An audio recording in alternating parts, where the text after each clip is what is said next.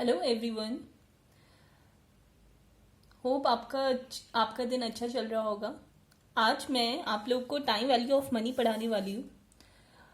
ये क्लासेस मैं इसलिए रख रही हूँ क्योंकि क्वारंटीन टाइम चल रहा है, बच्चे फ्री हैं, बच्चों की क्लासेस नहीं हो पा रही हैं, तो आप लोग इन वीडियोस की हेल्प से पढ़ सकते हैं, फाइनेंशियल मैनेजमेंट पढ़ सकते हैं। आपको कोई भी डाउट है आप पूछ सकते हैं। बीकॉम वालों का फाइनेंशियल मैनेजमेंट है, MCom, MBA, they can also study from these websites और फ्रॉम दीज वीडियोस। सो आज हम जो कवर करने जा रहे हैं वो है टाइम वैल्यू ऑफ मनी। इस टॉपिक के नाम से ही आपको समझ में आ रहा होगा टाइम वैल्यू ऑफ मनी क्या होता है। टाइम वैल्यू, टाइम के साथ साथ आपकी जो मनी की वैल्यू है वो भी कम होती रहती है ना। जैसे अगर हम बात करें, आज 100 रुपये की जो वैल्यू है, अगर हम 10 साल बाद, 10 ईयर्स के बाद उस वैल्यू की बात करते हैं, 100 रुपये की वैल्यू की, वो क्या हो जाएगी? डेप्रिशिएट हो जाएगी, डिवैल्यूएट कर जाएगी। जो हम आज 100 रुपये से खरीद सकते हैं वो हम 10 साल बाद 100 रुपये में नहीं खरीद सकते। मतलब उसकी जो परचेजिंग पावर है वो कम हो जाएगी। तो इस वजह से हम कहते हैं जो टाइम के साथ साथ जो मनी की वैल्यू होती है वो क्या होती है? डिक्रीज होती रहती है। तो इस चैप्टर में हम इसे ही स्टडी करेंगे। नेक्स्ट हम ये पढ़ना है जो टाइम वैल्यू ऑफ मनी है वो किन किन कंपोनेंट से मिलकर बना होता है। तो firstly TVM, that is time value of money, किन कंपोनेंट से मिलकर बना होता है। तो फर्स्ट है आपका risk free interest rate.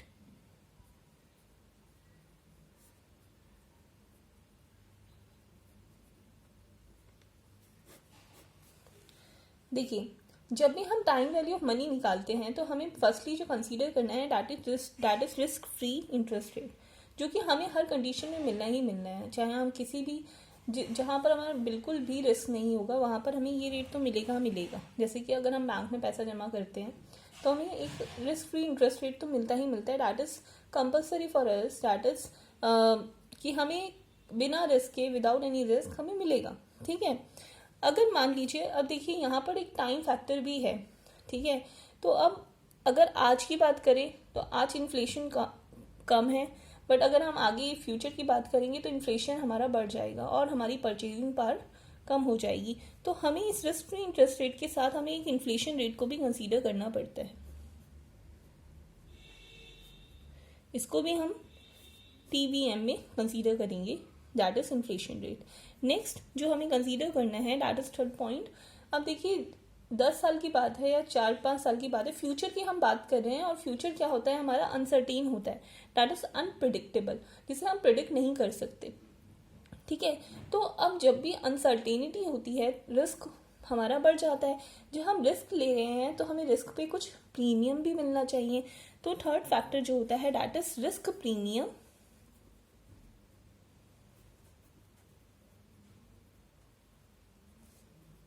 On uncertainty. ठीक है।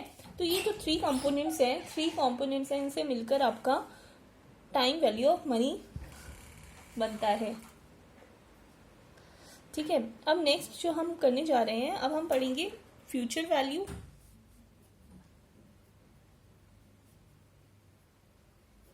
And present value.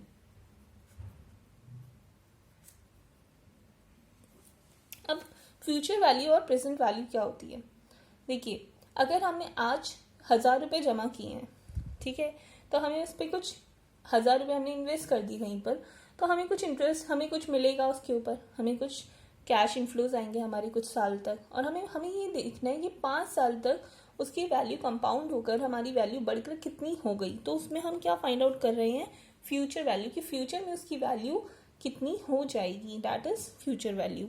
अगर हम प्रेजेंट वैल्यू की बात करें, प्रेजेंट वैल्यू क्या होती है कि उसकी कीमत, प्रेजेंटली उसकी वैल्यू कितनी है, प्रेजेंट में उसकी वैल्यू कितनी है, दैट इज प्रेजेंट वैल्यू। तो अब इनको हम कैलकुलेट कैसे करते हैं? तो फर्स्टली हमें कैलकुलेट करने के लिए क्या करना पड़ेगा? अगर हम FE फ्यूचर वैल्यू कैलकुलेट करें तो उसके लिए एक फॉर्मूला है, that is FE equal to PV 1 plus R की power n। FV equal to PV 1 plus R की पावर n। अब future FV where FV equal to future value of cash. PV is initial value or present value, and then R is equal to interest rate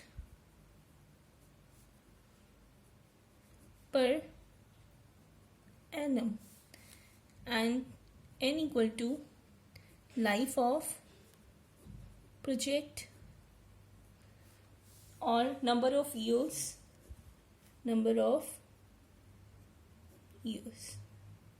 okay, तो ये हमारा formula हो गया F का, that is future value. और अगर हम present value इसी वे में, अगर हमें प्रेजेंट वैल्यू निकालना हो तो प्रेजेंट वैल्यू हम कैसे निकाल सकते हैं? इसी फॉर्मूला को यूज करके हम प्रेजेंट वैल्यू भी फाइंड आउट कर सकते हैं. कैसे करेंगे? प्रेजेंट वैल्यू हमारा क्या हो जाएगा? F V divided by 1 plus R की power N. F V divided by 1 plus R की पावर एन. ठीक है, तो इस तरह से हम फ्यूचर वैल्यू और प्रेजेंट वैल्यू को, अगर हमारा एक सिंगल फ्लो हो रहा है तो हम दोनों को कैलकुलेट कर सकते हैं. अब जैसे कि हम एक एग्जांपल लेते हैं. Late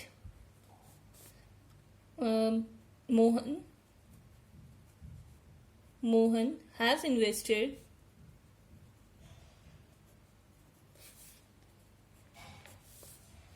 ₹1,000 for 3 years at 10% of interest.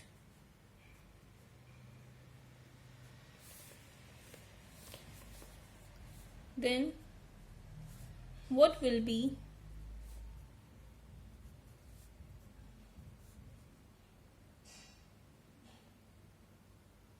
future value of cash invested?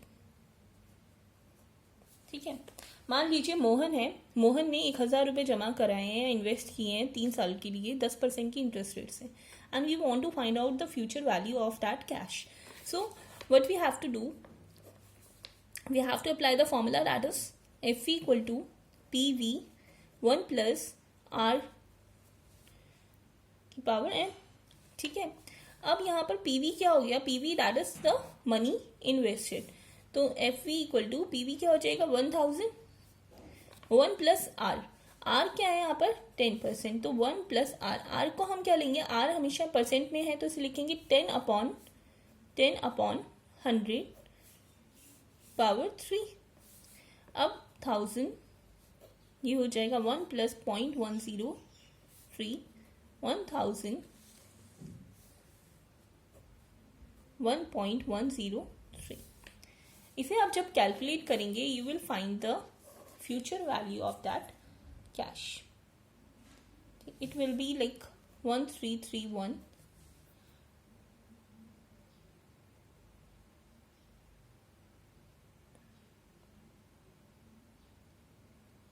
Okay, so in this way we can find out the present future value.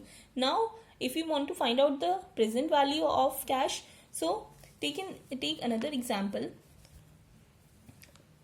Let Mohan have received ₹1,000 after 3 years at 10% interest rate.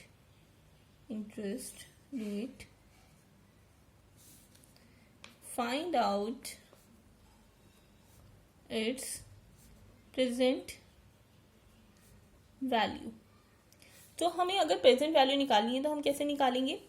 P V equal to F V upon 1 plus R की power N. अब F V हमारा क्या हुआ? जो हमें future में मिला. Future में हमें कितना मिला? ₹1,000. So 1000 divided by 1 plus R. R is 0.10 as I have explained you above.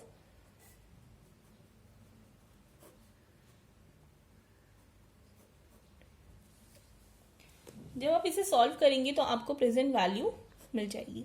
जब आप इसे सॉल्व करेंगे तो इसकी जो वैल्यू है वो 1000 से कम आएगी, और अगर आप ऊपर देखें, अगर जो फ्यूचर वैल्यू आई है वो आपकी 1000 से ज़्यादा आई है, जो आपने इन्वेस्ट किया था, जो आपको रिसीव हो रही थी उससे ज़्यादा आई है।